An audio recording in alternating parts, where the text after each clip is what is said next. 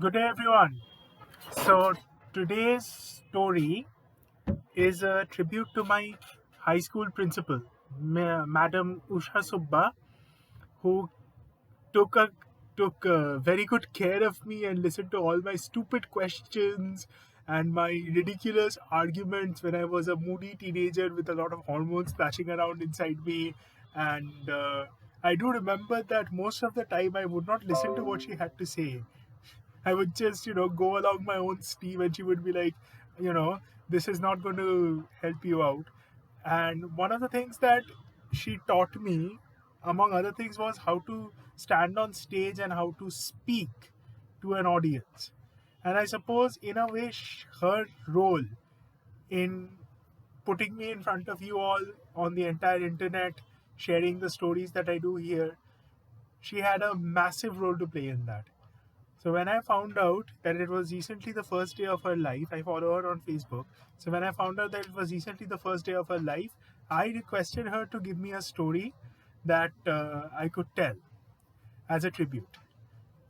And she chose any story by Leo Tolstoy, which is what brings me to After the Dance. Now,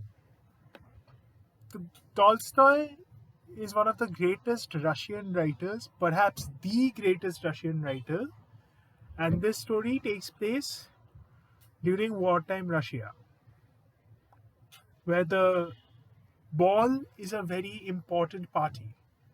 And at this ball, we have our protagonist, Ivan, who is an accomplished dancer, a young man, a strapping tall man in military uniform. And he has eyes for only one woman in the entire ball, a woman called Varinka, 18, with gloved hands that reach up to her, just terminate just here before her elbow. Uh, an off the shoulder ball gown, and breathtaking in beauty. And our Ivan, he is quite smitten. He wishes to profess his love, but he is also hesitant.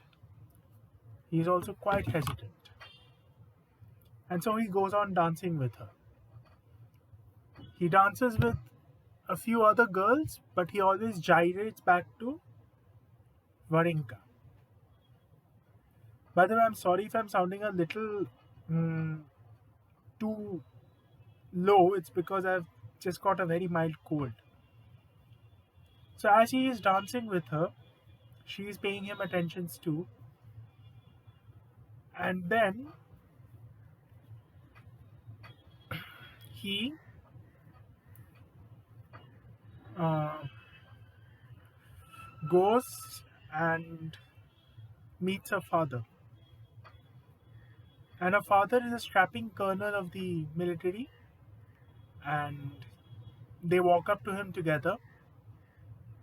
And the hostess of the party, she sees them both and says, Varinka, why don't you have a dance with your father? And so Varinka and her father take each other's hand, go out onto the dance floor, and Ivan watches from a distance as the graceful Varenka is a perfect match with her tall, stately, somewhat middle aged, flaxen haired, white moustached military father. About how he gently takes a press with his right foot and she responds with her left. And they are both in step, complementing each other throughout the way, dancing with sheer grace.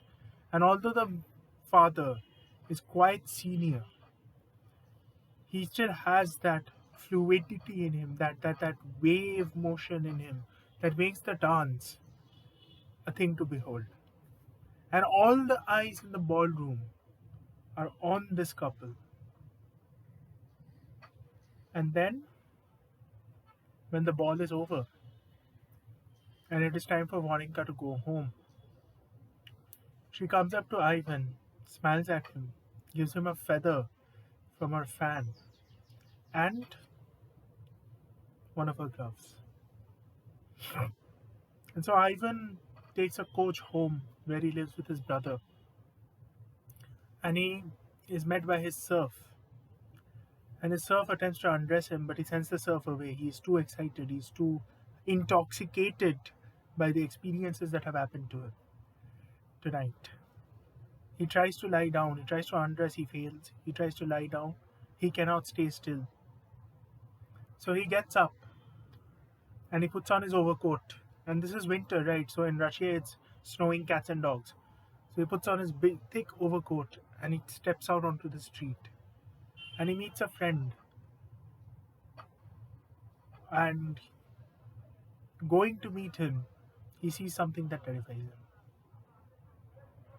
He hears a very loud drumming noise, as if a cavalry band is marching. And he rounds the corner of the street, and there is a blacksmith over here, and there is Ivan over here. And both of them are looking down the street. And he sees that there is a man stripped to the waist, being beaten with wooden sticks by people in military garb. Why?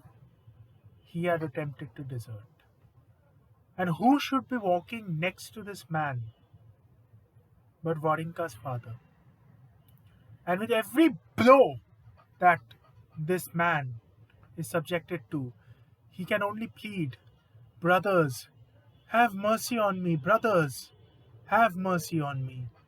And from the left comes a blow, from the right comes a blow. And the man bends double under the force of the blow, bleeding from the back, bleeding from the shoulders, clearly lesions on the neck, bruises everywhere. And all Ivan can do is watch and be horrified.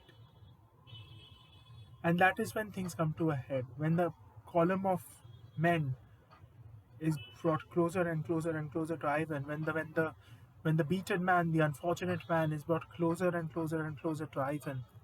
Suddenly, one of the people who is armed with a stick and is hitting him on the neck hits him gently. And so severe is this crime that this man takes mercy on this poor unfortunate ex-deserter, that Varinka's father charges up to him and says, "Will you pat him? Will you pat him? He is a deserter. Where is your strength? This is how you should hit him." And he brings down the cane with as much force as is possible on this man. And the man can only scream in agony. And Ivan cannot take these screams anymore. He turns away. And he walks on and he meets his friend. And goes on to drink quite a bit until he is quite intoxicated.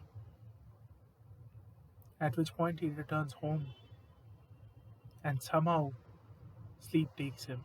But in his dreams, he continues to replay the incident that had happened. And the next morning, the horror has not left his face when he realizes that he had fallen in love with the daughter of a man such as this. And so, the story ends with Ivan, who is recounting this story to his friends at a gathering, saying that, "You see, I simply fell out of love." That was After the Dance by Leo Tolstoy, or Lev Tolstoy as his original name was. I hope you enjoyed it. Ma'am, if you watch this video, I know you have network issues, but if you watch this video, I request you to leave a comment either on my Facebook or through an inbox. And I thank you for allowing me to pay you this tribute. And I don't think I should apologize for being such an annoying student. Let's face it, ma'am, I was your most fun student, was I not? Take care, ma'am. My pranam to you.